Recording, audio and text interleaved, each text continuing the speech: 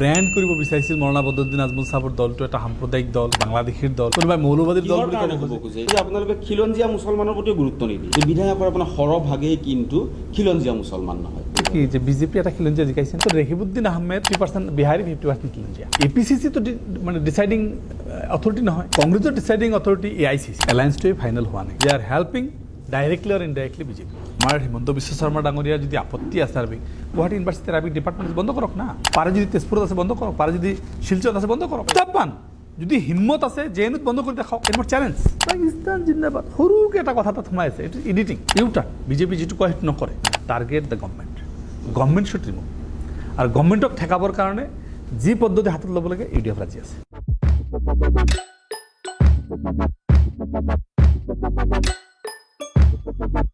নমস্কাৰ প্ৰিয় দৰ্শক আপোনালোকে চাবলৈ আৰম্ভ কৰিছে দৈনন্দিন বাৰ্তা গ্ৰুপৰ ডিজিটেল সংযোজন ডিবি নিউজ আৰু আজিৰ এই ডিবি ইণ্টাৰভিউত মোৰ সৈতে এগৰাকী ৰাজনৈতিক ব্যক্তি আছে অসমৰ ৰাজনীতিৰ ক্ষেত্ৰখনৰ এটা অতি উল্লেখযোগ্য দল যিটো দলে প্ৰতিটো নিৰ্বাচন সেয়া পঞ্চায়ত পৰ্যায়ৰ নিৰ্বাচন হওক বিধানসভা নিৰ্বাচন হওক লোকসভা নিৰ্বাচন হওক এক গুৰুত্বপূৰ্ণ ভূমিকা পালন কৰি আহিছে এই দলটোৱে চৰকাৰ গঠন কৰা নাই কিন্তু চৰকাৰ গঠন কৰা যিটো প্ৰক্ৰিয়া সেই প্ৰক্ৰিয়াটোত পৰোক্ষ আৰু প্ৰত্যক্ষভাৱে প্ৰভাৱ বিস্তাৰ কৰি আহিছে মই ক'ব বিচাৰিছোঁ AIUDF দলৰ কথা আৰু আজি ডিবি ইণ্টাৰভিউত আমাৰ অতিথি AIUDFৰ সম্পাদক আমিনুল ইছলাম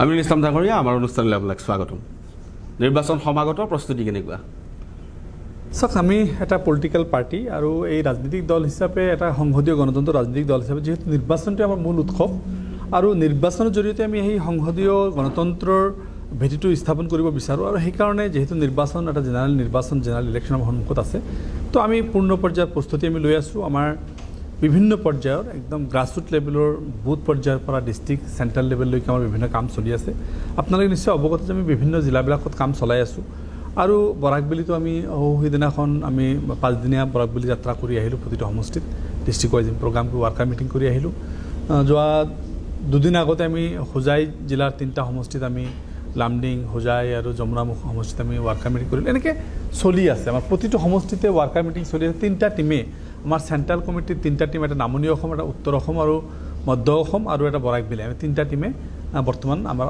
মানে সাংগঠনিকভাৱে কেনেকৈ মজবুত কৰিব তাৰ কাম চলি আছে এতিয়া কেনেকুৱা ধৰণৰ মানে ৰে অফ হোপ দেখিছে আগতকৈ কিমান উন্নত হ'ব বুলি আপোনালোকৰ চাওক আমি আমাৰ এই ৰাজনৈতিক দলখনৰ মূল উদ্দেশ্য ক্ষমতা দখল কৰাই নহয় আমি এটা বিগত 15টা বছৰে আমি অসমৰ এটা শক্তিশালী বিৰোধীৰ ভূমিকা পালন কৰি আহিছোঁ আৰু এই শক্তিশালী বিৰোধী হিচাপে আমি দেখা পাইছোঁ অসমৰ যিখিনি জ্বলন্ত সমস্যা আছে অসমৰ চাহ জনগোষ্ঠীৰ সমস্যাই হওক অসমৰ কোচ ৰাজবংশীৰ সমস্যাই হওক বা অসমৰ বিভিন্ন লাঞ্ছিত বঞ্চিত মানুহৰ সমস্যাখিনি হওক আমি তুলি ধৰাৰ কাৰণে চেষ্টা কৰিছোঁ অকল আমাক মাইনৰিটিৰ সমস্যা বুলিয়েই নহয় আমি সাৰ্বিকভাৱে অসমৰ উন্নয়ন কেনেকৈ আনিব পাৰি সেইবিলাকৰ ওপৰত কিমান দূৰ সফল হোৱা বুলি কাৰণ দলটো যথেষ্ট পুৰণি এতিয়া আমি পুৰণি দল বুলিয়ে ক'ব লাগিব আৰু বিধায়ক বহুকেইগৰাকী আছে সাংসদ আছে গতিকে যিটো আপুনি উল্লেখ কৰিছে বা মাইনৰিটিয়ে কেৱল নহয় বুলি কৈছে গতিকে কি ভাবে আপুনি দীৰ্ঘদিনৰ সম্পাদকৰ দায়িত্ব পালন কৰিছে কিমানখিনি আপোনালোক সফল হোৱা বুলি যিহেতু মই এই দলটোৰ এটা সাংগঠনিকৰ দায়িত্বত আছোঁ সংগঠনটো মই চোৱা মেলা কৰোঁ আৰু মই যি দেখিছোঁ যে আমাৰ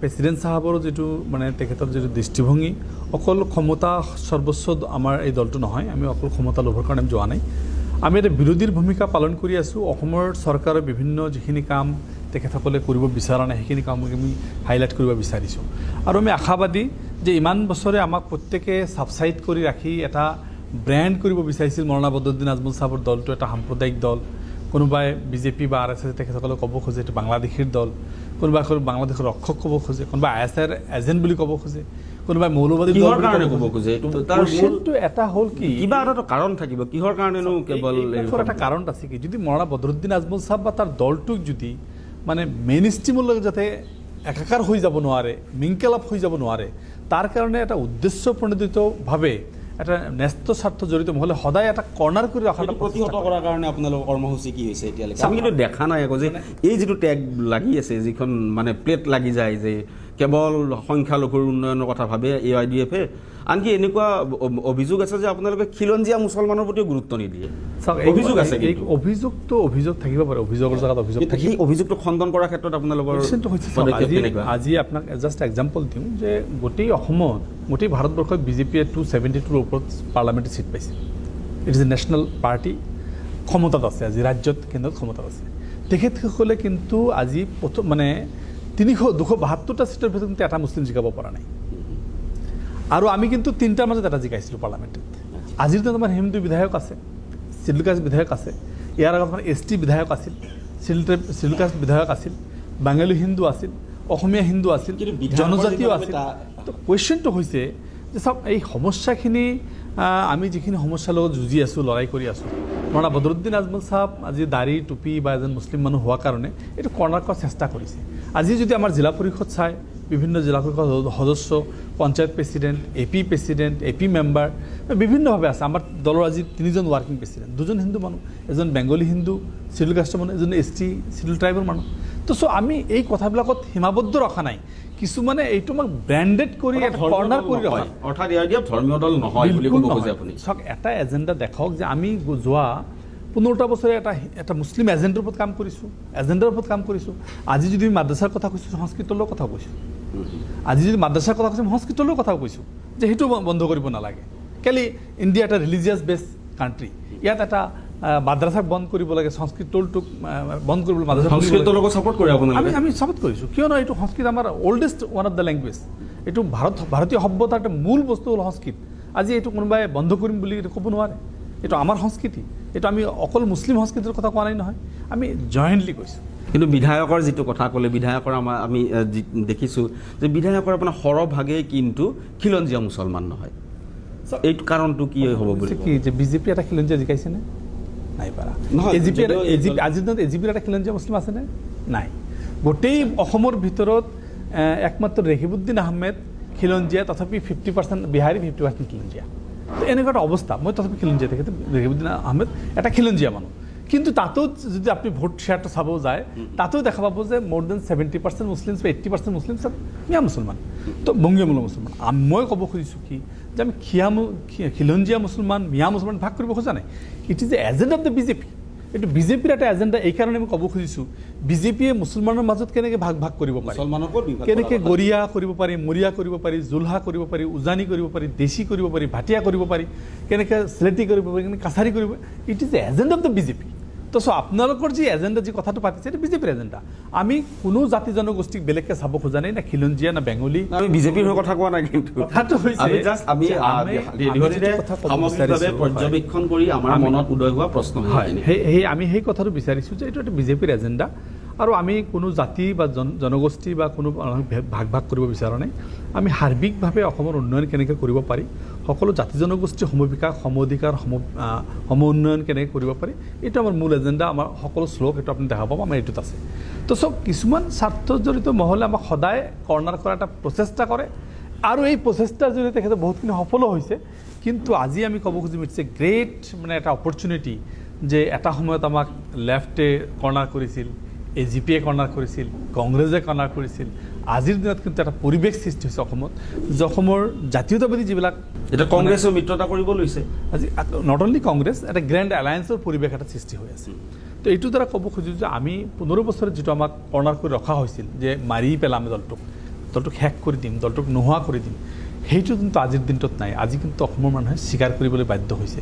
যে কালৈ আমাৰ ভূমিকা কি অসম চুক্তিলৈ আমাৰ ভূমিকা কি বিদেশী সমস্যালৈ আমাৰ ভূমিকা কি NRC লৈ আমাৰ ভূমিকা কি তো আমাৰ কোনো এটা সমস্যা নাই যিটো জাতীয় জীৱনৰ প্ৰতিটো সমস্যা যিটো এজন আঞ্চলিকতাবাদী হওক বা আজি এজন মূল সুঁতিৰ খিলঞ্জীয়া মানুহৰ যিটো চেণ্টিমেণ্ট আমি কোনো এটা পইণ্টত খিলঞ্জীয়া চেণ্টিমেণ্টৰ এগেইনষ্টত নহয় তো আমি কি কওঁ আমাক দোষটো ক'ত আমি 71টোক নামানা হৈছোঁ নেকি মানিছোঁ NRCটোক নামানা হৈছোঁ নেকি মানিছোঁ আমি কা বিৰোধ কৰা নাছিলোঁ নেকি কৰিছোঁ তো চ' আমিয়ে চবতকৈ বেছি আগত কৰিছোঁ আৰু আমি এছেম্বলি পাৰ্লামেণ্টত আমি ইষ্টাব্লিছ কৰি দিছোঁ দিল্লী যন্তৰ মন্তৰ দিছপুৰত ইষ্টাব্লিছ কৰি দিছোঁ হাইকোৰ্ট সুপ্ৰিম কোৰ্টত ইষ্টাব্লিছ কৰি দিছোঁ যে we are fighting for the Assam and SMS এই মিত্ৰতা কথাটো আপুনি যেটো কৈছিল আগতে সাইডলাইন কৰিছিল কৰ্নাৰ কৰিছিল এতিয়া লগ হ'ব আহিছে কংগ্ৰেছৰ লগত এতিয়া লগ হোৱা কথাটো সৰব আলোচনা কিছুদিন পূৰ্বে আমাৰ ডিবি ইণ্টাৰভিউতে কংগ্ৰেছ মুখপাত্ৰই কৈছিল যে এআইডিএফৰ সৈতে আমাৰ মিত্ৰতা এতিয়াও চূড়ান্ত হোৱা নাই আনুষ্ঠানিক ৰূপ পোৱা নাই এতিয়া এআইডিএফৰ সম্পাদকে কি ক'ব কংগ্ৰেছৰ লগত মিত্ৰতা কিন্তু আমি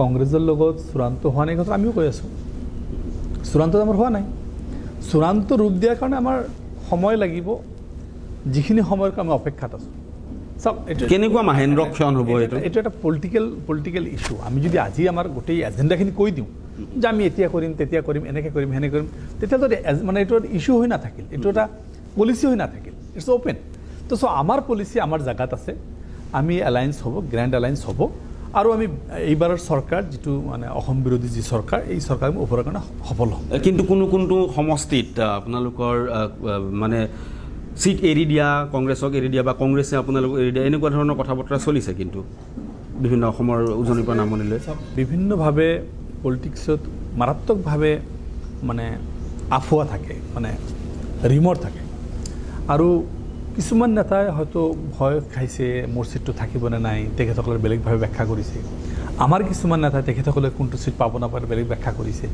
কিন্তু আমি যেহেতু মই দলৰ চিফ স্প'ক্সমেন জেনেৰেল ছেক্ৰেটাৰী অৰ্গেনাইজেশ্যন লগত চিফ স্প'ক্সমেন তো মই এই চিফ স্প'ক্সমেন হিচাপে বা আমাৰ সন্মানীয় সভাপতি চাহাবে কোনো বক্তব্য এনেকৈ দিছে নেকি আমাৰ এলায়েন্স হৈ গৈছে কংগ্ৰেছে যেতিয়া APCCৰ যিটো কোৰ কমিটি তেখেতসকল আছে তেখেতসকলে সিদ্ধান্ত লৈছে ইউডিএফৰ লগত অ'পেন এলায়েন্স কৰিম সেই সিদ্ধান্তটোক আমি ৱেলকাম কৰিছোঁ আমাৰ এইখিনিলৈকে ফৰ্মেলিটিছ হৈছে তাৰপিছত এতিয়া জিতেন সিং নতুনকৈ ইনচাৰ্জ পাইছে অসমত আহিছিল তেখেতেও কৈছে যে কথা হৈছে তেখেতৰ লগত আপোনালোকৰ একো চূড়ান্ত হোৱা নাই বাৰু সেইখিনি আমি এইটো পইণ্টত আমি আহিব খোজা নাই তেখেতে কৈছে একো চূড়ান্ত হোৱা নাই আমাৰো কথা একো চূড়ান্ত হোৱা নাই চূড়ান্ত তেতিয়াই হ'ব যে আমাৰ লগত আমি সৰু দল হ'লেও আমাৰ যিটো হাইকমাণ্ড আছে আজি মৌলানা বদৰুদ্দিন আজমল চাহাব হওক মই হওঁ আমাৰ হাফিজ বজিৰ চাহাব হওক ডক্টৰ আদিত্য লাংথেছা হওক বা ৰাধেশ্যাম বিশ্বাস হওক আমাৰ যিটো টপ ব্ৰাছ আছে সেই টপ ব্ৰাছটোত আমি কোনো ডিক্লেয়াৰ কৰা নাই আৰু কংগ্ৰেছৰ APCCটো মানে ডিচাইডিং অথৰিটি নহয় কংগ্ৰেছৰ ডিচাইডিং অথৰিটি AICC আৰু AICCৰ ইনচাৰ্জ আমাৰ জিতেন সিং চাহাব আহিছিল জিতেন সিং কৈছে আমি ৰিপৰ্ট কালেক্ট কৰিছোঁ উত্তৰ অসম আৰু আপাৰ আছাম তেখেতে কৰিছে লয়াৰ আছামত বাকী আছে আকৌ ভেৰি ৰিচেণ্টলি তেখেতে আহি আছে আৰু কিছু ৰিপৰ্ট কালেক্ট কৰিব লগা আছে এইখিনিলৈ যেতিয়া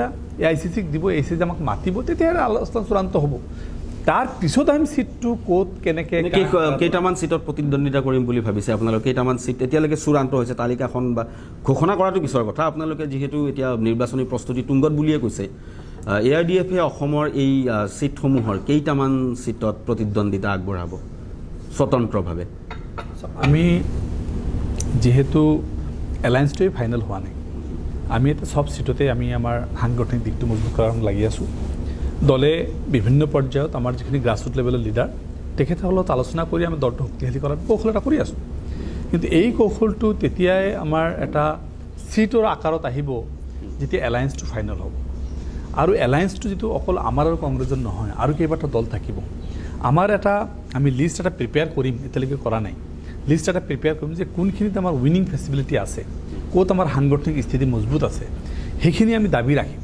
তাৰপিছত কংগ্ৰেছো দাবী ৰাখিব তাৰপিছত আদাৰ্ছ লেফ্ট বা অসম গণমঞ্চই হওক বা আৰু কিবা কিবি তেখেতেও দাবী ৰাখিব গোটেইখিনি চাই কোনটো দলৰ কোনটো চিটত উইনিং ফেচিবিলিটি আছে সেইটো ডিচিশ্যন কৰি সৰ্বদা আমাৰ যিখিনি এলায়েন্স পাৰ্টনাৰ হ'ব তেখেতসকলৰ লগত টেবিলটোত আমি ফাইনেল কৰিম আৰু এইটো কৰিবৰ কাৰণে আমি যথেষ্টখিনি এৰা ধৰা যথেষ্টখিনি ছেক্ৰিফাইচ এটা এটিটিউড আমি লৈ বহিব লাগিব অকল যদি ত্যাগৰ মানসিকতা থাকিব তাৰমানে চিট ত্যাগৰ মানসিকতা নিশ্চয় থাকিব আৰু মই ভাবোঁ সঁচা অৰ্থত যদি কোনোবাই অসমৰ ৰাজনীতিটো পৰিৱৰ্তন কৰি খুজিছে সাম্প্ৰদায়িক ৰাজনীতিক ইয়াৰ পৰা বিদায় দিব বিচাৰিছে তেতিয়াহ'লে তেখেতসকলে এৰা ধৰা মেণ্টেলিটি আহিব লাগিব আৰু বহিব লাগিব কোনোবাই যদি এডামেণ্ট হয় তেতিয়াহ'লে আমি বুজি পাম যে আৰ হেল্পিং ডাইৰেক্টলি আৰু ইনডাইৰেক্টলি বিজেপি এই হেল্পিং বিজেপি বুলি কওঁতে এটা কথা মনত পৰিছে শেহতীয়াভাৱে দুটা ইনচিডেণ্ট কম আপোনালোকৰ দলৰ তৰফৰ পৰা যে আৰবী বেনাৰৰ কথাটো ওলাইছিল আৰু দ্বিতীয়তে আহিল পাকিস্তান জিন্দাবাদ আজিজ খান জিন্দাবাদ গতিকে এই যে পৰিৱেশ হ'ল সংবাদ মাধ্যমত ভিজুৱেল বাজি গ'ল বাতৰি বাজিল তাৰ পিছতে কি হৈছে এই কথাবিলাকে পৰোক্ষভাৱে কিন্তু বিজেপিক হেল্প কৰি আছে এইটো কথা আপুনি যিহেতু এগৰাকী ৰাজনীতিবিদ আপুনিও নিশ্চয় এই কথাখিনি আপুনি অনুধাৱন কৰিব পাৰে যে এই কামখিনিয়ে কিন্তু পৰোক্ষভাৱে বিজেপিক হেল্প কৰি আছে এয়া কাৰণ ধৰ্মীয় মেৰুকৰণ হৈছে এই ক্ষেত্ৰত ধৰ্মীয় মেৰুকৰণে আকৌ বিজেপিকে হেল্প কৰিব, কিন্তু আপুনি কৈছে যে আমি বিজেপিক প্ৰতিহত কৰিম, বিজেপিক আমি উফৰাই দিম, এই ধৰণৰ কথা কৈছে। গতিকে এই ক্ষেত্ৰত মানে আপোনাৰ টেক অন বা আপোনাৰ ষ্টেণ্ডটো কেনেকুৱা? Both the issues, basically Arabic banner and the Hindustan, Aziz Khan, Pakistan, both are the created issue, created by BJP. কি ধৰণে?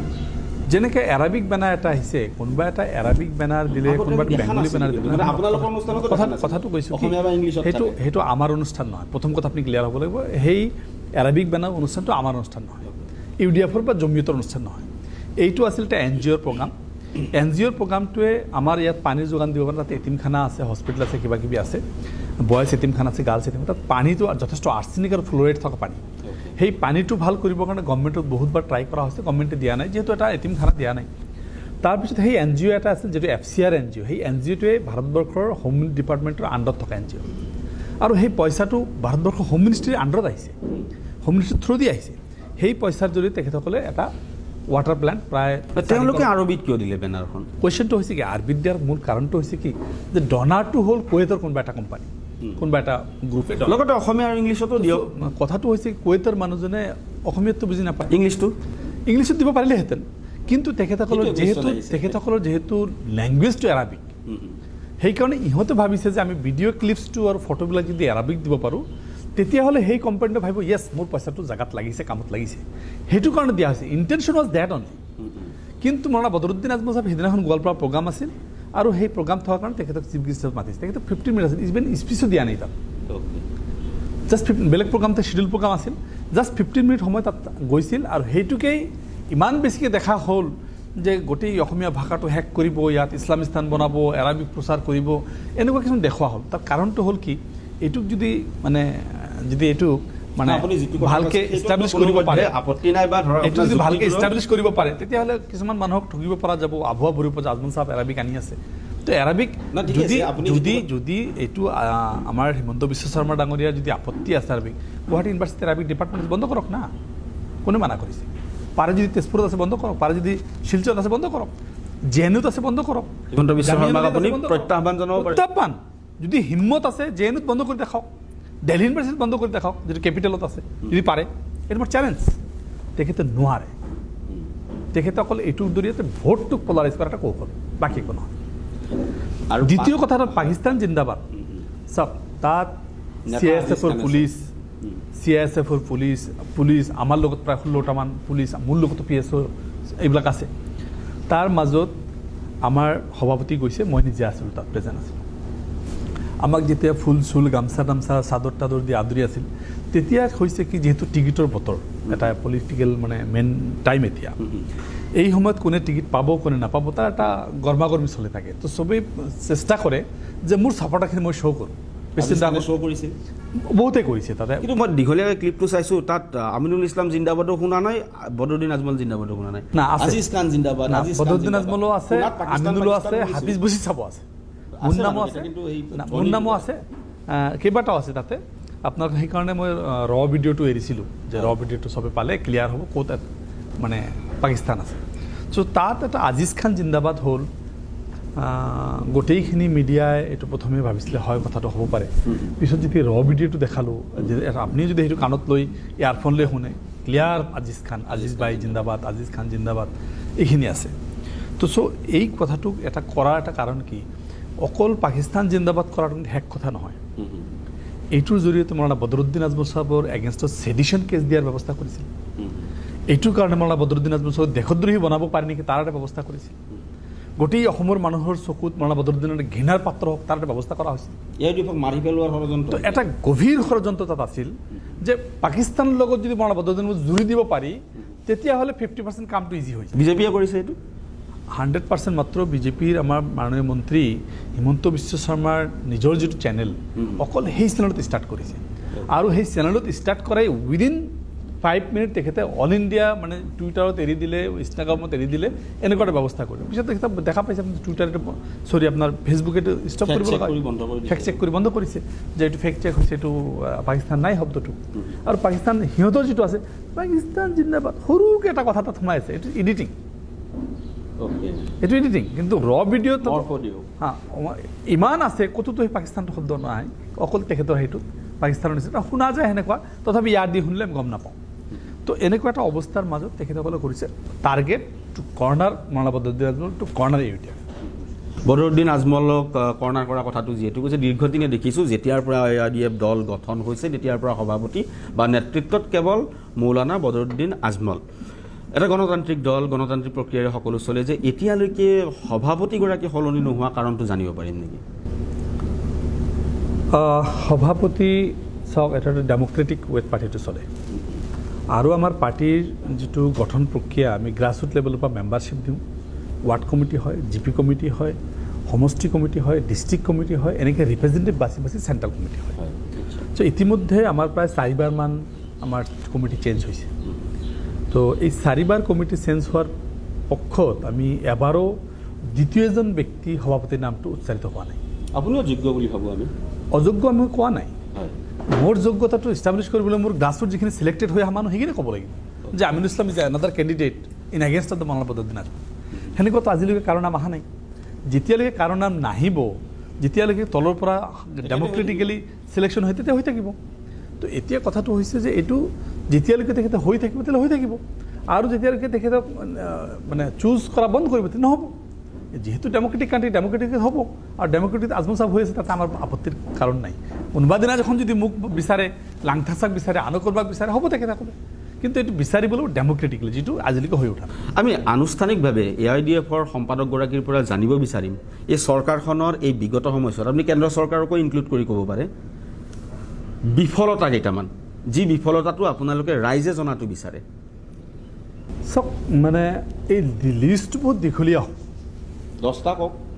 চাওক, মই কৈ আছোঁ এটা ওৱান আফটাৰ এনাডাৰ। এই চৰকাৰটো অহাৰ আগতে আমি দেখিছিলোঁ যে অসমৰ মূল ইছ্যু কেইটা আছিল জাতি মাটি ভেটি।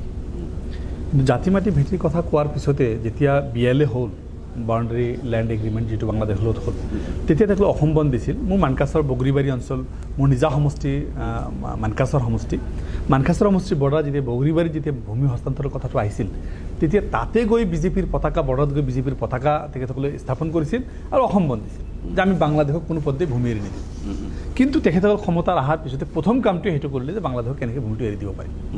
তো প্ৰথম ইছ্যুটো আমি দেখা পালোঁ যে আমাৰ দেশৰ ভূমি বাংলাদেশক এৰি দিলে, যিটো আমি একমত নহয়। দ্বিতীয় ক্ষেত্ৰত আপুনি আহক, যে ইয়াত জাতি মাটি ভেটিৰ কথা কৈছে। জাতিৰ ক্ষেত্ৰত যদি আমি ক'ব খোজোঁ, তো অসমীয়া জাতিটোৰ তেখেতসকলে কৈছিল যে 16 মে'ত যদি 16 মে'ত সকলো বিদেশীয়ে টোপলা টাপলি বান্ধি ৰাখোঁ, 16 মে'ত যাব লাগিব। কিন্তু আমি দেখা পালোঁ যে সেই 16 মে'ৰ পিছততো দূৰৰ কথা, আজিৰ দিনত ষ্টেটত চেণ্ট্ৰেলত বিজেপি থকাৰ পিছতো, আৰু সেই চেণ্ট্ৰেল ষ্টেটত বিজেপি থকাৰ পিছতো গভৰ্ণমেণ্টে উল্টা এটা ডিচিশ্যন ল'লে যে আমি কেনেকৈ বাংলাদেশৰ পৰা বাঙালী হিন্দু আনিব পাৰোঁ, বা নন মুছলিম তাৰ পৰা 5টা জনগোষ্ঠীৰ মানুহ, 5টা ৰিলিজিয়াছ মানুহ, মাইনৰিটি ৰিলিজিয়াছ মানুহ আনিব পাৰোঁ আৰু সংস্থাপন দিব পাৰোঁ। টোটেলি এটা উল্টা কথা হ'ল, ইউ টাৰ্ণ, পূৰা 16 মে'ৰ কথাটো ইউ টাৰ্ণ হ'ল যে আপোনালোকে আহক, ৱেলকাম, ৰেড কাৰ্পেট আমি দিছোঁ। প্ৰতিশ্ৰুতি ভংগ। খালি প্ৰতিশ্ৰুতি ভংগই নহয়, লগে লগে ইয়াত 856জন মানুহ শ্বহীদ হ'ল সেই সময়ত, অসম চুক্তিৰ সময়ত। অসম চুক্তি হ'ল, অসম আন্দোলন হ'ল, অসম চুক্তি হ'ল, প্ৰায় কেইবা হাজাৰ মানে বাংলাদেশীৰ নামত মানুহ হত্যা কৰা হ'ল, নেলি হওক, চাউলখোৱা হওক, গহপুৰ হওক, এনেকুৱা হ'ল। যিয়ে নহওক বাৰু, সেইবিলাক চেপ্টাৰত মই এতিয়া দীঘলীয়াকৈ যাব খোজা নাই। তাৰপিছত এটা অসম চুক্তি হ'ল, অসমৰ প্ৰতিটো জনগোষ্ঠী, প্ৰতিটো সংগঠন, বিজেপিৰ পৰা একেবাৰে UDF লৈকে, কংগ্ৰেছৰ পৰা AGP লৈকে, আছুৰ পৰা আমছুলৈকে, মানে কোনো এটা সংগঠন, সাহিত্য সভা পৰিষদৰ পৰা, সাহিত্য সভাৰ পৰা আৰম্ভ কৰি চবেই এটা হ'ল যে ঠিক আছে 1971 24 মাৰ্চ এইটো হিচাপ কৰি অসম চুক্তি কৰা হ'ল। অসম চুক্তি হ'ল, ত্ৰিপাক্ষিকভাৱে চুক্তি হ'ল, আৰু অসম চুক্তি মতে ক্ল'জ 5 মতে যে এইটো ডেটটো ফিক্স কৰা হ'ল। আৰু এই ক্ল'জ 5ৰ এই ডেটটোক চিটিজেনশ্বিপ এক্ট 1955 ছেকশ্যন 6 এমেণ্ড কৰি ছেকশ্যন 6A ইনচাৰ্ট কৰা হ'ল। ছেকশ্যন 6ত কি আছিল যে rest of the India except Assam, rest of the India 1951, আৰু অসমৰ ক্ষেত্ৰত 1971। যিহেতু 1971ৰ এটা ইণ্টাৰনেশ্যনেল ট্ৰিটি আছে, কিবা কিবি আছে, বহুত কথা দীঘলীয়া হ'লে বহুত দীঘল হ'ব, তো সেইবিলাকৰ ওপৰত এইটো কৰা হ'ল। আমি এইটো এগ্ৰী আছোঁ। কিন্তু এইটো দেখা গ'ল যে এই চিটিজেনশ্বিপ এক্টটো এমেণ্ডমেণ্টো নকৰিলে গভৰ্ণমেণ্টে, অসম চুক্তিটোক নচ্ছাতো নকৰিলে। লগে লগে তেখেতসকলে কি কৰিলে যে তাৰ এটা অসম চুক্তিক এটা নচ্ছাত কৰি তেখেতসকলে 2014 31 ডিচেম্বৰলৈকে ৰেড কাৰ্পেট দিলে, যিটো 100% অসম চুক্তিখন নচ্ছাত কৰিলে, চিটিজেনশ্বিপ এক্ট নচ্ছাত কৰিলে। মাৰাত্মকভাৱে এটা ইউটাৰ্ণ ল'লে। আজি গোটেই অসমৰ মানে জাতীয় জীৱন একদম কাৰ পাঁচজন ল'ৰা এগেইনষ্টত মৰি আছিল 5জন মানুহৰ প্ৰাণ গ'ল তাৰ পিছতো কিন্তু দেখিলোঁ যে দেখোন জাতিৰ ক্ষেত্ৰত যিটো উদাৰতা দেখালে বা যিটো দেখালে অসম জাতিৰ ফিউচাৰ কি হ'ব মাটিৰ কথা এতিয়া ক'লে জাতিৰ কথা এতিয়া ভেটিৰ কথা আমি ক'ব বিচাৰিছোঁ এইকাৰণে চাওক আমি অসম আন্দোলনত আপোনালোকে নিশ্চয় জানে যে আমি তেজ দিম তেল নিদিওঁ এটা আমাৰ ভেটি এটা আমাৰ সম্পদ প্ৰপাৰ্টি আমি অসমৰ তেল আমি নিদিওঁ তেজ দিম তেল নিদিওঁ কিন্তু তৈল ক্ষেত্ৰ বিক্ৰী কৰিলে গভৰ্ণমেণ্টৰ এটা মাত নাই আজি একমাত্ৰ নৰ্থ ইষ্টৰ এয়াৰপৰ্ট আজি বিক্ৰী দিলে 50 ইয়াৰ্ছৰ কাৰণে লিজত দিলে আজি কাজিৰঙাত লিজত দিয়াৰ প্ৰচেছত চলি আছে আজি ACB লিজত দিয়াৰ প্ৰচেছ চলি আছে BSNL লিজত দিয়াৰ process these are the our property আমাৰ ৰেলৱে আমাৰ ভেটি ৰেলৱে আজি লিজত দিয়াৰ প্ৰচেষ্টা চলি আছে কাজিৰঙাখন দিব পাৰিনে কওকচোন আপুনি আজি কাজিৰঙা যিটো আমাৰ প্ৰাইড আমাৰ এইটো গৰ্ব যে আমাৰ কাজিৰঙাৰ নিচিনা এটা চেংচুৰী আমাৰ আছে অভয়াৰণ্য এটা আছে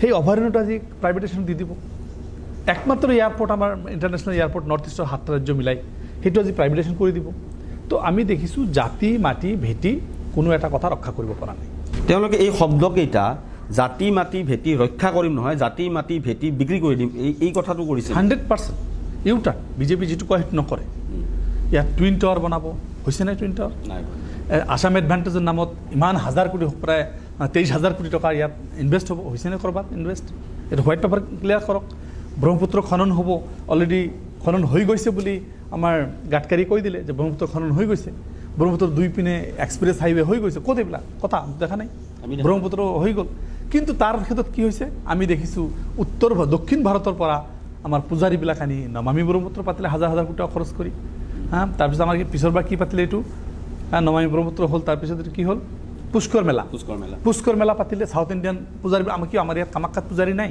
আমাৰ অসমত নৰ্থ ইষ্টত পূজাৰী নাই সেই পূজাৰীবিলাকৰ আনিবৰ কাৰণে কোটি কোটি টকা খৰচ কৰা হ'ল কাৰণটো কি হ'ব পাৰে কাৰণটো এটা কথা যে আমাৰ উদ্দেশ্যটো হ'ল কি যে অসমৰ যিটো জাতীয় জীৱন এই জাতীয় জীৱনত কোনো সাম্প্ৰদায়িকতাৰ স্থান নাই ইয়াত মানে শংকৰাজানৰ দেশ ইয়াত হিন্দু মুছলিম বিভিন্ন জাতি জনগোষ্ঠীৰ মিলত যাব কিন্তু আমাৰ অসমীয়া পুৰোহিতক বাদ দি উত্তৰ ভাৰতীয় পুৰোহিত কিয় লাগে এই কথাটো আপুনি কি ভাবে এই কথাটো চাওক এটা কথা হ'ল কি দিল্লীৰ যিখিনি বা নাগপুৰৰ যিখিনি মানুহ RSSৰ যিখিনি মানুহ তেখেতসকলক পূজাৰীকটো বহুত লোভ চোভ দি ৰাখিছে তেখেতসকলক সন্তুষ্ট কৰিবৰ কাৰণে আৰু ভাৰতবৰ্ষৰ বেলেগ জেগাত যেনেকুৱা সাম্প্ৰদায়িক এটা এটিটিউড সেইটো অসমত সৃষ্টি কৰিব পাৰি নেকি আৰু গভৰ্ণমেণ্টৰ টকাৰে চবতকৈ ডাঙৰ গভৰ্ণমেণ্টৰ চৰকাৰী পৃষ্ঠপোষকতাত পাব্লিক প্ৰপাৰ্টিৰে এটা ৰিলিজিয়াছ ইভেণ্ট এনেকুৱাকৈ পাতাত হ'ল মানে গোটেই অসমখনত দেখুওৱা হ'ল যে এইবাৰ পূজাটো পাতিলে আৰু আমাৰ গৰাখহনীয়া নহয় আৰু বানপানী নহয় মানুহৰ ককবকাই থাকিব নালাগে তাৰ ব্ৰহ্মপুত্ৰ কণ্ট্ৰল হৈ যাব তেখেতসকল পূজা বাস্তৱিকতে হ'লনে এইটো হোৱা কথা নে এই চাইণ্টিফিক যুগত এনেকুৱা চিন্তা কৰিব পাৰিনে সেইখিনি জেগাৰে কমচে কম 8-10টা ঠাইত বা অসমৰ বিভিন্ন ঠাইত য'ত গৰাখহনীয়া আছে বৰ্ডাৰ স্পাৰ্ক দিব পাৰিলেহেঁতেন প্ৰটেকশ্যন দিব পাৰিলেহেঁতেন পাৰ্কোবাইনৰ ব্যৱস্থা কৰিব পাৰিলেহেঁতেন কিন্তু সেইখিনি নকৰি তেখেতসকলে কি কৰিলে এটা ৰিলিজিয়াছ পৰিৱেশ ইয়াত সৃষ্টি কৰিব পাৰে নেকি তাৰ এটা কৌশলহে কৰিলে যিটো 100% এটা আনচাইণ্টিফিক কথা ৰিলিজিয়াক মই সন্মান কৰিছোঁ মই হিন্দু ধৰ্মৰ প্ৰতি মানে ঠেচ পहुঁচোৱাৰ কাৰণে কোৱা নাই তেখেতৰ আঘাত পহুচোৱা মোৰ উদ্দেশ্য নহয় সমস্যা সমাধানটো মোৰ কথাটো হৈছে যে এইখিনি কামেৰে আৰু বহুতখিনি সাধাৰণ ৰাইজৰ জাতি ধৰ্ম ভাষা নিৰ্বিশেষে আমাৰ অঞ্চল বচোৱাৰ কাৰণে এটা প্ৰচেষ্টা কৰিব পাৰিলেহেঁতেন বিজেপিৰ আপুনি ব্যৰ্থতাৰ কথা ক'লে নিশ্চয় আমাৰ অনুষ্ঠান বহুত দীঘলীয়া হ'ব যিহেতু আপুনি বিৰোধী হয় কিন্তু আমি এতিয়া সফলতাৰ বিষয়লৈ আহোঁ AIUDFৰ সফলতা আৰু AIUDFৰ সফলতা বুলি ক'লে যদিও আপোনালোকে শাসনত নাই আপোনালোকৰ বিধায়ক বহু কেইগৰাকী আছে আমি জানিব বিচাৰোঁ আপোনালোকৰ দৃষ্টিত মানে এই যে বিধায়ক কেইগৰাকী ঘৰৰ মানুহ AIUDFৰ এই ঘৰৰ মানুহ 5জন সফল ঘৰৰ মানুহৰ নাম 5জন সফল বিধায়কৰ নাম কওকচোন কোনকেইজন বিধায়ক আপোনালোকৰ দৃষ্টিত ইমান দিন অবজাৰ্ভেশ্যন কৰিছে তেওঁলোকে নিজ নিজ সমষ্টিত লোকৰ বাবে ভাল কাম কৰিছে চাওক আমি ভাবোঁ যে আমাৰ প্ৰতিজন বিধায়কে ভালকৈ কাম কৰি আছে আৰু আমি চেণ্ট্ৰেল কমিটি ডিষ্ট্ৰিক্ট কমিটি যথেষ্টখিনি নিগৰানী ৰাখোঁ যে ক'ত কেনেকৈ হৈছে যদি 5জনৰ নাম ক'ব কয় দলৰ প্ৰথমৰ পৰা মই ক'ম প্ৰথম সফল মানুহ হাফিজ বছিৰ আহমেদ কাছিমিৰ নাম মই ক'ম 3বাৰকৈ হৈছে এইবাৰ অসম বিধানসভাত বিজেপি গভৰ্ণমেণ্ট থাকোঁতেও তেখেতৰ শ্ৰেষ্ঠ বিধায়ক হিচাপে তেখেতক এৱাৰ্ড দিয়া হৈছে সন্মানিত কৰা হৈছে তেখেতৰ কথা মই প্ৰথমেই ক'ম আমাৰ ডক্টৰ আদিত্য লাংথাছা আছিল এটা টাৰ্মৰ কাৰণে অত্যন্ত সফল আছিল অত্যন্ত স্পষ্টবাদী এজন বিধায়ক আছিল তৃতীয়তে মই ক'ব খুজিম যে আমাৰ আলহাজ আমিনুল ইছলাম খুব ভাল মানে এছেম্বলিয়ান ডক্টৰ হাফিজ ৰফিকুল ইছলাম অত্যন্ত ভাল এছেম্বলিয়ান তো এনেকুৱা যথেষ্টখিনি আছে। কেইজনৰ পৰা নাম ক'লোঁ, 4জন না 5জন ক'লোৱে। তো আমাৰ যথেষ্টখিনি লিষ্টটো দীঘল আছে। এতিয়ালৈকে আমি 28টা বিধায়ক জিকিছোঁ, 28টা সমষ্টিত আমি এতিয়ালৈকে বিধায়ক জিকিছোঁ। তো আমি 28জন বিধায়ক জিকিছোঁ, কোনোবাই 2বাৰ জিকিছে, কোনোবাই 3বাৰ জিকিছে, আৰু মেক্সিমাম ছিংগল টাইম জিকিছে। তো ইয়াৰ মাজত আমি দেখিছোঁ যথেষ্টখিনি ভাল আমাৰ আতৰ ৰহমান মাজাৰবী আজি আমাৰ লগত নাই, দলত নাই। তেখেত এজন ভাল বিধায়ক আছিল, অত্যন্ত সজোৰে এছেম্বলিত ভাল পাৰফৰ্মেঞ্চ কৰিছিল। তো এইবিলাক বিধায়ক আমাৰ মাজত আছিল যিবিলাকে ৰাইজৰ এছপিৰেশ্যনটো, আৰু চবেই দেখিছোঁ আমি আমাৰ মামুন ইমদাদুল হক চৌধুৰী অত্যন্ত ভাল বিধায়ক, আজিৰ দিনত অত্যন্ত ভাল বিধায়ক। আমি ইয়াৰ আগতেও কেইবাজনো বিধায়ক আছিল, চবৰ নাম ক'লে দীঘলীয়া হৈ যাব। তো মনোৱাৰ হোসেন, এডভোকেট মনোৱাৰ হোসেন অত্যন্ত ভাল বিধায়ক আছিল আমাৰ। এই মানুহকেইজনে বা গোলাকতাৰা, বেগম গোলাকতাৰা অত্যন্ত ভাল এছেম্বলিয়ান আছিল। এইকেইজনে কিন্তু অসমৰ ৰাইজৰ যিখিনি সমস্যা, জাতি ধৰ্ম ভাষা নিৰ্বিশেষে সমস্যাখিনি তুলি ধৰিব পাৰিছিল আৰু এছেম্বলিত পাৰফৰ্ম কৰিব পাৰিছিল, মন্ত্ৰীবিলাকক চাপত ৰাখিব পাৰিছিল, এটা কনষ্ট্ৰাকটিভ বিৰোধীৰ ভূমিকা পালন কৰিব পাৰিছিল। তো মই সেইখিনিক শ্ৰদ্ধাৰে সোঁৱৰিম, যিখিনি আজি আমাৰ মাজত বিধায়ক হিচাপে নাই আৰু বহুতে এতিয়াও বিধায়ক হিচাপে তেখেতক আমি শ্ৰদ্ধাৰে সোঁৱৰিছোঁ আৰু তেখেতৰ সফল বিধায়ক। আপোনাক পামনে বিধায়ক হিচাপত অহাবাৰ? এইটো যিহেতু এটা ডেম'ক্ৰেটিক ছিষ্টেম, মই এই দলটোৰ জেনেৰেল ছেক্ৰেটাৰী। প্ৰথমৰ পৰাই মই এই দলটোৰ ছিলেকশ্যন কমিটিত আছোঁ, ষ্টেয়াৰিং কমিটিত আছোঁ, কোৰ কমিটিত আছোঁ, ডিচিপ্লিন একশ্যন কমিটিত আছোঁ, ফাইনেন্স কমিটিত আছোঁ। ডেট মিনছ অল ডিচাইডিং ফেক্টৰত মই আছোঁ। আমি আপোনাৰ এই সাক্ষাৎকাৰটো মই কৈ লওঁ, আমি এই সাক্ষাৎকাৰটো লোৱাৰ আগতে আমি আপোনালোকৰ দলৰ বহু কেইগৰাকী গ্ৰাছৰুট লেভেল হওক বা উচ্চ পৰ্যায় হওক লোকৰ সৈতে কথা পাতিছিলোঁ যে আপোনাক বিধায়ক হিচাপে পামনে নাই। কিন্তু বহুতৰে আমি মত পাইছোঁ যে আপুনি নিৰ্বাচনত অৱতীৰ্ণ হোৱাটো, মানকাছৰ সমষ্টি আপোনাৰ নিজৰ, তাৰ পৰা হোৱাটো বহুতে বিচাৰি আছে। কিন্তু এতিয়া আপুনি বা কি কয় এই ক্ষেত্ৰত, বা আপোনালোকৰ বা স্থিতিটো? চাওক, এই কথাটো মই বিধায়ক হ'ম বা মই বিধায়ক নহ'ম এই কথাটো মোৰ ডিচিশ্যন নহয়। মই আই বিলিভ ইন ডেম'ক্ৰেচি, মই ডেম'ক্ৰেচিক বিশ্বাস কৰোঁ। আৰু যোৱাবাৰ প্ৰথমবাৰৰ কাৰণে মোক দলে সুযোগ দিছিল, আৰু ইয়াৰ আগত 2বাৰকৈ মই টিকেট যদিও বিচাৰিছিলোঁ, দলে কৈছিল যে আপুনি দলৰ হৈ কাম কৰিব লাগে, দলৰ ইলেকশ্যন পৰিচালনা কৰিব লাগে। মই সাংসদ হিচাপেও ক'ৰবাত টিকেট বিচাৰিছিলোঁ, তেতিয়াও মোক দলে কৈছিল যে আপুনি দল চাব লাগে। তো যোৱাবাৰৰ কাৰণে প্ৰথমবাৰ আমি দেখিছিলোঁ আমাৰ সন্মানীয় সভাপতি মৌলানা বদৰুদ্দিন আজমল চাহাবে মোক টিকেট অফাৰ কৰিছিল যে তুমি ইলেকশ্যন খেলিব লাগে, তুমি 10 years দলত ছাৰ্ভিচ দিছা, 12 years ছাৰ্ভিচ দিছা, now you come to the main point, তুমি দলত মানে প্ৰাৰ্থিত্ব হ'ব লাগে। তো যোৱাবাৰ মই প্ৰথমবাৰৰ কাৰণে প্ৰাৰ্থিত্ব হৈছিলোঁ মানকাছৰ, এটা মিনিমাম ভোটত হাৰিছোঁ, ভাল প্ৰতিদ্বন্দ্বিতা আগবঢ়াইছোঁ। তাৰপিছত মই এই 5টা বছৰে কিন্তু সমষ্টিৰ লগত ওতঃপ্ৰোতভাৱে জড়িত হৈ আছোঁ, আৰু সমষ্টিৰ ৰাইজৰ লগত, সমষ্টিৰ ৰাইজৰ সৰু সুৰা দুখ অনুভূতি, তেখেতসকলৰ পোৱা নোপোৱাৰ বেদনা, তেখেতসকলৰ আপদ বিপদ, বানপানী হওক বা আৰু কিবা হওক, এই ক'ভিডৰ সময় হওক, তেখেতসকলৰ ওচৰত মই আছোঁ, তেখেতসকলৰ দুখৰ সময়ত আছোঁ, তেখেতসকলৰ আমি খবৰবিলাক পাইছোঁ, আপোনাৰ সমষ্টিত আমি কথা পাতিছিলোঁ। এই কথাটোৱে মই মুহূৰ্তত ক'ব নোৱাৰোঁ যে সেইকাৰণে মোক মানে নিৰ্বাচিত কৰিব। তো মই আশাবাদী যে মানকাছৰ মানুহৰ যিটো আমি তেখেতসকলৰ যিটো পৰিৱৰ্তনৰ যিটো হাবিয়াস দেখিছোঁ, পৰিৱৰ্তনৰ যিটো তেখেতসকলে এটা পৰিৱৰ্তন বিচাৰি আছে, তো মোৰ এনেকৈ লাগিছে যে এইবাৰ কিবা এটা ভাল হৈ যাব পাৰে। যদি মানকাছৰত আপুনি AUDFৰ পৰা প্ৰতিদ্বন্দ্বিতা আগবঢ়ালে কংগ্ৰেছে তাত টিকট নিদিয়ে। কংগ্ৰেছৰ টিকেট দিব নিদিব এইটো আমাৰ ডিচিশ্যন নহয়। আমাৰ পাৰ্টিৰ পৰা মোক যোৱাবাৰ টিকেট দিছিল, মই এইবাৰ আশাবাদী। দলে যদি কয় যে তুমি মানকাছৰ খেলিব নালাগে, মই একো নকওঁ। দলে যদি কয় না তুমি মানকাছৰ খেলিব লাগে, মই খেলিম। দলৰ অৰ্গেনাইজেশ্যন দায়িত্বত আছোঁ। তো আল্টিমেটলি মই এইটো মই কৰিব নোৱাৰোঁ। ডিচাইডিং কৰিব হাইকমাণ্ড, মোৰ ওপৰতো হাইকমাণ্ড আছে, আৰু ভোট দিয়া ৰাইজ হৈছে আমাৰ সন্মানীয় মানকাছৰবাসী ৰাইজ। তেখেতসকলে ভোট দিব আৰু প্ৰাৰ্থিত্ব কমিটি আমাৰ হাইকমাণ্ডে দিব। তো আল্টিমেটলি এনেকৈ যদি সংযোগ হয়, নিশ্চয় অহাদিন বিধায়ক হিচাপে পাব। অৰ্থাৎ গোলকগঞ্জ সমষ্টিটো যি প্ৰকাৰে নহওক বিজেপি বিৰোধী এটা সমষ্টি এটা হ'ব, হয়তো আপুনি হ'ব, নহ'লে কংগ্ৰেছৰ পৰা নহয় আপোনাৰ সমষ্টি মানকাছৰ চৰি গোলকগঞ্জৰ কথাটো ওলাইছিল, সেইকাৰণে গোলকগঞ্জ শব্দটো ওলাইছে। গোলকগঞ্জত আপোনালোকৰ প্ৰাৰ্থী নিদিয়ে বুলি যদি কংগ্ৰেছে দিয়ে, এইবিলাক কথা কাৰোবাৰ থিংকিং, কাৰোবাৰ চিন্তা, কাৰোবাৰ পাৰ্চনেল ব্যক্তিগত কথা। দলীয় লেভেলত আমাৰ কোনো এতিয়ালৈকে চূড়ান্ত আলোচনা হোৱা নাই, কোনটো আমি এৰিম, কোনটো আমি ধৰিম, এইটো এৰা নাই। আৰু এইটো ৰিজিডলি ধৰা কথাও নহয়, যিহেতু এলায়েন্স হ'ব, এটিটিউড মানে ছেক্ৰিফাইচ থাকিব যে আমি চিট 5টা কংগ্ৰেছৰ কমি যাওক, চিট UDFৰ 5টা কমি যাওক, CPMৰ 2টা বাঢ়ি যাওক, সেইটো আমাৰ কুৱেশ্যন নাই। Target the government should remove, আৰু গভৰ্ণমেণ্টক ঠেকাবৰ কাৰণে যি পদ্ধতি হাতত ল'ব লাগে UDF ৰাজি আছে। আৰু যদি UDF কংগ্ৰেছ CPIM মিলি চৰকাৰখন আহে, মুখ্যমন্ত্ৰী বদৰুদ্দিন আজমল হ'ব। চাগে এই কথাটো লৈ যথেষ্ট বিতৰ্কৰ সূচনা হৈছে, আৰু বিজেপি সদায় এই গেমটো খেলি আছে যে কেনেকৈ বিশ্ব শৰ্মাৰ ভাষণত কয় যে বদৰুদ্দিন আজমল মুখ্যমন্ত্ৰী হ'ব, বদৰুদ্দিন আজমল মুখ্যমন্ত্ৰী হ'ব। এই কথাটো তেখেতসকলে সুবিধা হয়, কেতিয়াবা বদৰুদ্দিনক ঠেঙা দেখাই দিয়ে, তো এই কথাবিলাক ক'লে তেখেতে ভাবে যে উজনি অসমৰ ৰাইজে যোৱাবাৰ কৈছিল যে জিন্নাপন্থী শৰাইঘাটৰ শেষ ৰণ, এইবাৰ কৈছে মোগল সভ্যতাৰ ৰণ, এইবিলাক কথা কৈ আছে। কাক কয় মোগল বুলি, কাক কয়? বদৰুদ্দিন আজমলক কৈছে যে মোগল হয় বা এই দেশৰ মোগল বংশধৰ বুলি। যুক্তিটো হৈছে সেই সময়ত শৰাইঘাটৰ ৰণ, এইবাৰ শৰাইঘাটৰ ৰণটো কোৱা নাই, আহোম আৰু মোগলৰ লৰাই বুলি, সভ্যতাৰ লৰাই বুলি কৈছে। তো সেইটো আপোনাৰ স্থিতিটো জানিব বিচাৰিছোঁ, যুক্তিটো ক'ত? বদৰুদ্দিন আজমলক কোৱা মানে আপোনাক কোৱা মানে AUDF-ৰ প্ৰতিটো একেবাৰে AUDF-ক ভোট দিয়া মানুহজনকো কোৱা, কাৰণটো কি? মোগল কেনেকৈ? মোগলে অসম আক্ৰমণ কৰিছিল।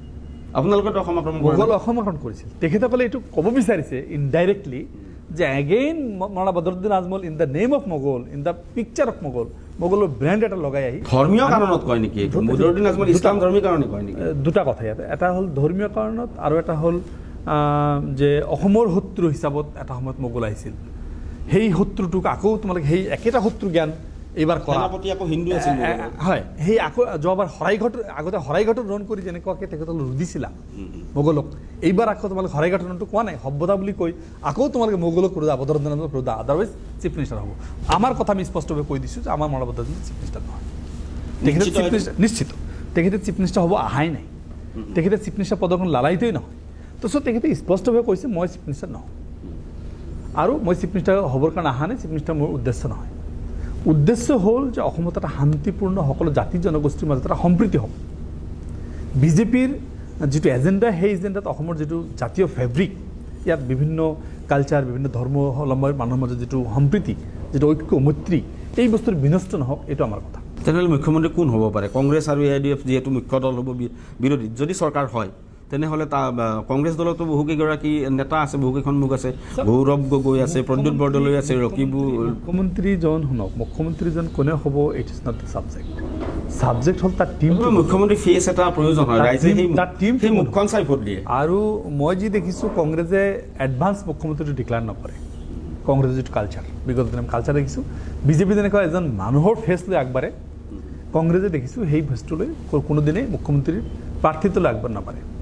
তো যদি এনেকুৱা হয়, চিট যদি ভালকৈ হৈ যায়, পজিশ্যন যদি আহে, যিটো সাংবিধানিক নীতি, বৃহত্তম যিটো দল হ'ব, সেই বৃহত্তম দলৰ বিধায়কসকলে নিৰ্বাচিত কৰিব কোন মুখ্যমন্ত্ৰী হ'ব। এইটো আমি যিটো নহওঁ, এই কথাটো আমি কংগ্ৰেছৰ ওপৰত এৰিছোঁ। বদৰুদ্দিন আজমল নহয়, ঠিকে আছে, কিন্তু AUDF-ৰ পৰাও নহ'ব, পৰা মুখ্যমন্ত্ৰী প্ৰজেক্টেই নকৰোঁ, স্পষ্ট কথা।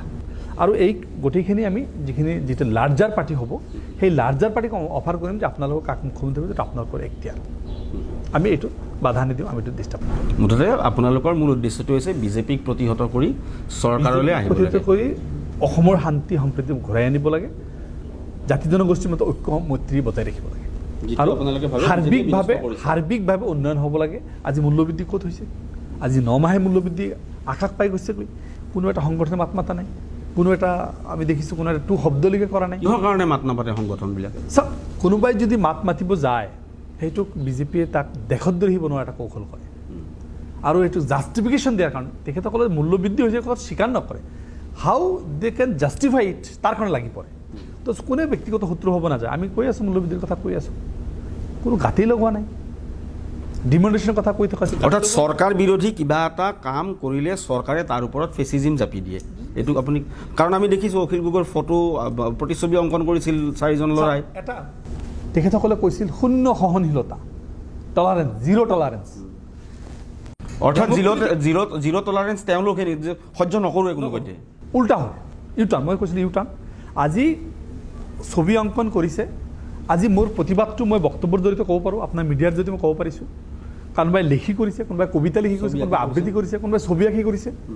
তো ডেম'ক্ৰেটিক ডেমনষ্ট্ৰেশ্যন যিটো দিয়াৰ যিটো ছিষ্টেম, সেইটো বাধা দিয়া, কিমানখিনি হিটলাৰী শাসন হ'ব লাগিব, কিমানখিনি এই চৰকাৰ ফেচিষ্ট হ'ব লাগিব, যে মানে অখিল গগৈৰ যিটো এটা মানে এটা প্ৰতিবাদ গঢ়ি উঠিব, প্ৰতিচ্ছবি আঁকিবৰ কাৰণেও আজি অসমৰ দেৱালে সহ্য নকৰে, মুচি পেলোৱা হৈছে, বোকা দি গোবৰ দি মুচি পেলোৱা হৈছে।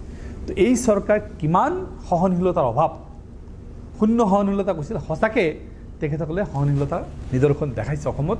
অসমৰ ৰাইজে কিন্তু চাই আছে, মনত নাভাবিব যে চব মানুহে অন্ধ হৈ আছে, মূল্যবৃদ্ধিও চাই আছে, অসমৰ বিৰোধী সিদ্ধান্ত লোৱাবিলাকো চাই আছে, আৰু এনেকুৱা ফেচিষ্ট নেচাৰ যিটো আহিছে সেইটোও চাই আছে। তো মই ভাবোঁ ইয়াৰ প্ৰত্যুত্তৰ কিন্তু 21ত চৰকাৰে পাব বুলি মোৰ বিশ্বাস। আমি এটা কথা আমি জানিব বিচাৰিম বা দৰ্শকেও জানিব বিচাৰিব, আজমল ফাউণ্ডেশ্যন আৰু AIDFৰ লগত সম্পৰ্কটো কি ধৰণৰ? বহুতে কয় যে আজমল ফাউণ্ডেশ্যন AIDFৰে ভাতৃ সংগঠন সদৃশ। চাওক, আজমল ফাউণ্ডেশ্যন এটা ট্ৰাষ্ট, আৰু ট্ৰাষ্টৰ যিখিনি ধৰ্ম, ট্ৰাষ্টৰ যিখিনি নেচাৰ বা তাৰ যিখিনি কণ্ডিশ্যন, সেইখিনি আজমল ফাউণ্ডেশ্যন কৰি আছে। তো এইটো আজমল ফাউণ্ডেশ্যন এটা আজমল গ্ৰুপৰ বা আজমল যিখিনি ভাতৃত্ব যিখিনি 4-5 ভাই আছে, তেখেতসকলৰ নিজৰ মতে এটা ফাউণ্ডেশ্যন আছে। আৰু সেই আজমল ফাউণ্ডেশ্যনৰ ডাইৰেক্টৰ মৌলানা বদৰুদ্দিন আজমল ছাৰ, তেখেত এজন ব্যক্তি, আৰু এইটো হ'ল তেখেতৰ ছ'চিয়েল যিটো ৰেছপনচিবিলিটি, সেইটোৰ তেখেতৰ কাম। আৰু আজমল আজি UDF হ'ল এটা দল, আজমল ছাৰ তাৰ প্ৰেচিডেণ্ট। কাইলৈ আপুনি এইমাত্ৰ সুধিছিল যে তেখেতে প্ৰেচিডেণ্ট চিৰদিনে হৈ থাকিব নেকি? কাইলৈ যদি তেখেতে প্ৰেচিডেণ্ট নাথাকে, তেতিয়াহ'লেতো বেলেগ কোনোবা এটা প্ৰেচিডেণ্ট হ'ব। তো দেন আজমল ফাউণ্ডেশ্যনত কি হ'ব? সেইটো এটা ছ'চিয়েল এটা কাম, তেখেতসকলৰ এইটো মানে ৰেছপনচিবিলিটি, তেখেতক যথেষ্ট কাম কৰি আছে। UDFৰ লগত তাৰ কোনো সম্পৰ্ক নাই। আপোনালোকে পৰহিৰ যদি পৰহিৰ আগদিনাৰ প্ৰগ্ৰামটো চাব, হোজাইত মই গজগজাই আছিলোঁ। যেতিয়া এখন পৰহিৰ প্ৰগ্ৰামটো হ'ল ফাউণ্ডেশ্যনৰ, মই কিন্তু নাই তাত। আমাৰ হাফিজ বৈশ্যাপ কিন্তু তাত নাই, আমাৰ কিন্তু ৰাধেশ্যাম বিশ্বাস তাত নাই। It is not a party work. Ajmal চাহাব আছিল, চিৰাজ ভাই আছিল, সেই দুজন ডিৰেক্টৰ, তো তেখেতসকল দুজন আছিল, বাকী আমিতো নাই তাতে। সেইটো আমাৰ কেনেকৈ প্ৰগ্ৰাম হ'ব পাৰে? এতিয়া আজমল ফাউণ্ডেশ্যনে অকল উজনি অসমতো কাম কৰিছে। আজি আজমল ফাউণ্ডেশ্যনে গুজৰাটতো কাম কৰি আছে, উৰিষ্যাৰ যিটো ঘূৰ্ণিঝড় তাতেও কাম কৰি আছে, তাতেতো UDF খোলা নাই। আজমলৰ প্ৰতি মানুহৰ ইমানেই বেছি বিশ্বাস যে আজমল ফাউণ্ডেশ্যনৰ জৰিয়তে এটা ধৰক এডুকেশ্যন লাইনত কাম কৰি থাকে। তেখেতসকলৰ যিটো হাম চেৰিটি হস্পিটেল আছে, সেইটো যেতিয়া হেল্থ ছেক্টৰত কাম কৰি থাকে, ছেপাৰেট টিম। আৰু এটা আছে যিখিনি ছ'চিয়েল কাম কৰে, বানপানী টানপানী এইবিলাক যিটো, সেইটো আপোনাৰ কৰে মাৰ্কাজুল মাৰিফ। তো তেখেতসকলৰ 3টা সংগঠন আছে, 3টা সংগঠনৰ মাজত ৱাৰ্ক ভাগ কৰা আছে, টিম ভাগ কৰা আছে। কিছুমানে এডুকেশ্যনৰ ফিল্ডত কাম কৰি আছে, এটা হেল্থ ছেক্টৰত কাম কৰি আছে, এটা দুখীয়া মানুহৰ নিডৰ কাৰণে কাম কৰি আছে। আজমল ফাউণ্ডেশ্যন 100% আজমল ব্ৰাদাৰ্ছসকলৰ বা আজমল গ্ৰুপৰ তেখেতসকলৰ ছ'চাইটিৰ ৰেছপনচিবিলিটি কামখিনি কৰে এডুকেশ্যনৰ ওপৰত। আৰু আমি AIDFটো সম্পূৰ্ণ এটা ৰাজনৈতিক সংগঠন, আৰু আমি পৃথক সংগঠন, ৰাজনীতি হিচাপে কাম কৰি আছোঁ। ইমান সময় নিৰ্বাচনী ব্যস্ততাৰ পিছতো আমাক এইখিনি সময় দিছে, ধন্যবাদ জ্ঞাপন কৰিছোঁ। আৰু আপোনালোকৰ দলৰ, আপোনাৰ বা হাইকমাণ্ডৰ যি স্থিতি ৰাজনৈতিক সামাজিক, সেয়া আমি জানিব পাৰিলোঁ। আৰু আশা কৰিছোঁ দৰ্শকেও AIDF দলৰ বা AIDFৰ লগত কংগ্ৰেছৰ মিত্ৰতা সন্দৰ্ভত যিখিনি কথা জানিব বিচাৰিছে, নিশ্চয় এই সাক্ষাৎকাৰৰ পৰা জানিব পাৰিছে। আৰু ইয়াৰ লগে লগে আপোনাক ধন্যবাদ জ্ঞাপন কৰিছোঁ আমাক সময় দিয়াৰ বাবে। আমি অনুষ্ঠান সামৰিব বিচাৰিছোঁ। দৰ্শক, ইয়াৰ লগে লগে DB নিউজৰ পৰা মই প্ৰাঞ্জল শৰ্মাই বিদায় লৈছোঁ। আপোনালোকে আমাৰ পৰৱৰ্তী যিকোনো অনুষ্ঠান আৰু বা বাতৰিৰ বাবে চাই থাকক DB নিউজ। ফেচবুকত আমাৰ পেজ DB নিউজ, ইউটিউবত আমাৰ চেনেল দৈনন্দিন বাৰ্তা ছাবস্ক্ৰাইব কৰক। ধন্যবাদ। DB News।